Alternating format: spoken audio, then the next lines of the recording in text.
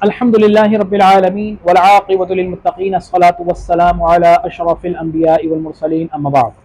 قال الله تبارك وتعالى في القرآن المجيد والبرهان الرشيد: يا أيها الذين آمنوا لا تتخذوا اليهود والنصارى أولياء بعضهم أولياء بعض ومن يتولهم منكم فإنه منهم إن الله لا يهدي القوم الظالمين. أما بعد. الصلاة والسلام عليك يا رسول الله وعلى آلك وأصحابك يا خاتم النبيين. میرے معزز ناظرین اکرام، میں دین کا طالب علم حافظ محمد رضوان بیگ آپ کے سامنے موجود ہوں.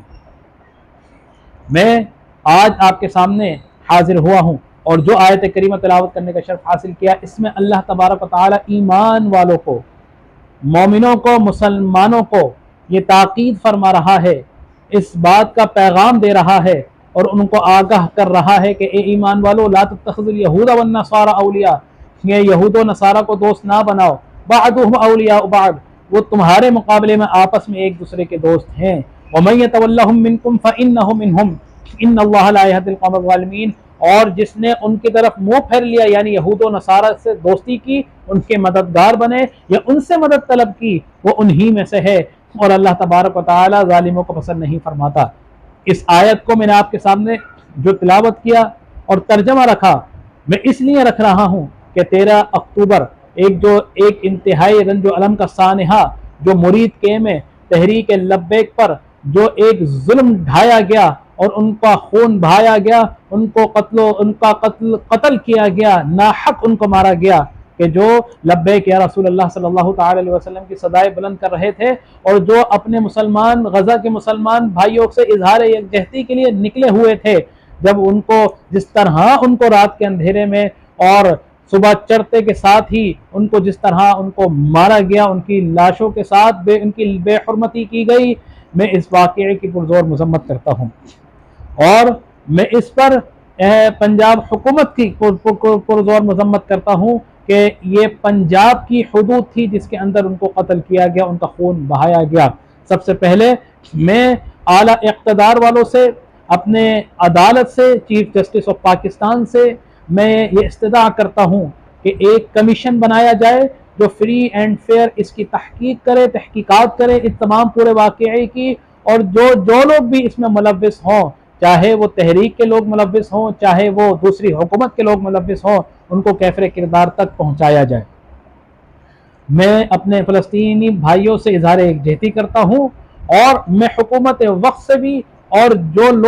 جن لوگوں کے ہاتھ میں طاقت ہے ان کی توجہ اس آیت مبارکہ کی طرف دلانا چاہتا ہوں کہ یہ میرا کوئی بیان نہیں ہے، میرا کوئی کلام نہیں ہے، یہ آقا دو جہاں کا کوئی فرمان نہیں ہے، یہ اللہ تبارک و تعالی سورہ مائدہ میں بیان فرما رہا ہے کہ یہود و نصارہ مسلمان تم دوست نہ بناؤ، وہ تمہارے دوست نہیں ہو سکتے، اور جنہوں نے ان کو دوست بنا لیا وہ انہی میں سے ہوگا. تو خدارا اگر اس میں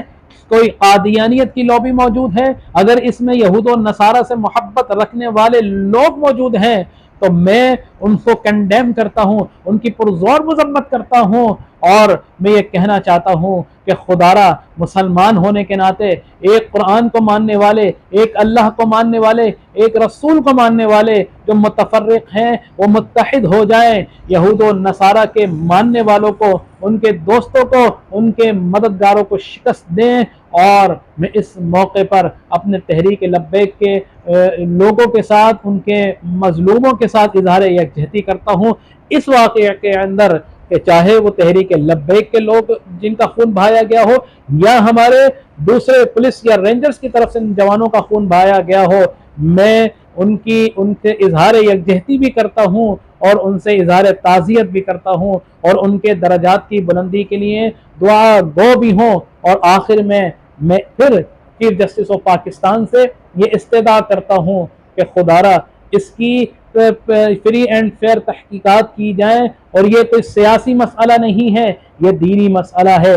الحمدللہ اہل سنت و جماعت کے ماننے والے پاکستان میں 90% سے بھی زیادہ ہیں. اگر خدارا یہ ہم لوگ درود پڑھنے والے ہیں، ہم لوگ کسی کو گالی دینے والے نہیں ہیں، ہم اللہ کے رسول سے عشق کرنے والے ہیں، اور ایک عاشق کسی کو نقصان نہیں پہنچا سکتا. تو لہٰذا جو لوگ غزہ کے مسلمانوں سے اظہار یکجہتی کے لیے نکلے تھے، اگر ان کا خون بہایا گیا ہے، تو خدارہ ان کو کمپنسیٹ کیا جائے. ان کا جان کا بدلہ جان نہیں ہو سکتا، لیکن خدارہ ان کی مدد کی جائے. اور ایسے لوگوں کو کہ جو اس پر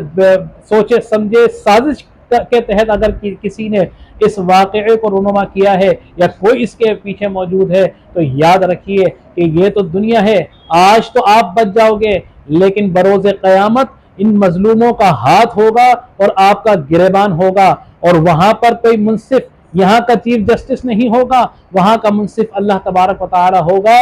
جو کسی کے ساتھ ظلم نہیں کرتا، کسی کے ساتھ ناانصافی نہیں ہونے دیتا. تو لہٰذا سمجھ جائیے اور منصفانہ تحقیقات کرا کر اس